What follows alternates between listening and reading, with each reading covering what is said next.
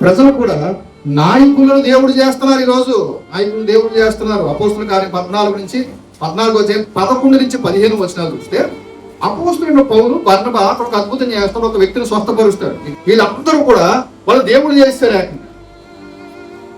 దేవుళ్ళు చేసేసి బలి అర్పిస్తానికి వచ్చేసారు. అప్పుడు పౌలు ఏమంటాడు,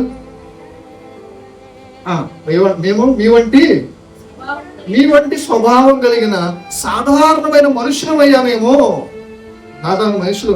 నిజమైన దైవ సేవకుడు ప్రజల్ని తన వైపు కాదు, దేవుని వైపు తిప్పే ప్రయత్నం చేస్తాడు. తన వైపు తిప్పుకునే ప్రయత్నం చేయడు. కానీ ఈరోజు చాలా మంది సేవకులు వారి యొక్క స్వరాలతో, వాళ్ళ ఆశీర్వాద మాటలతో, ఇలాంటి గద్ది మాటలు ఉండవు, ఆశీర్వాద మాటలతో వాళ్ళ వైపు తిప్పుకునే ప్రయత్నం చేస్తున్నారు. విశ్వాసుల్ని వాళ్ళ బానిసలుగా చేసుకుంటున్నారు. దేవుని వైపు తిప్పట్లేదు. వాళ్ళు దేవుని వైపు తిప్పట్లేదు. యాక్చువల్గా వీళ్ళు చేసే అద్భుతాలు ఇప్పుడు మనం ఏం చేసేస్తాం చెప్పండి? పౌలు చేసిన అద్భుతాలు ఇప్పుడు ఏమైనా చేసేస్తున్నాం మనం? జరుగుతున్నాయా మన చేతులతో? కానీ ఏం జరగకపోయినా మన వైపు తిప్పుకునే ప్రయత్నం చేస్తున్నాం. అక్కడ అపోస్తలుడైన పౌలు గొప్ప అద్భుతం ముందు చేశాడు. ఆయన అయినా కూడా వాళ్ళని గొప్ప చేస్తుంటే నచ్చలేదు.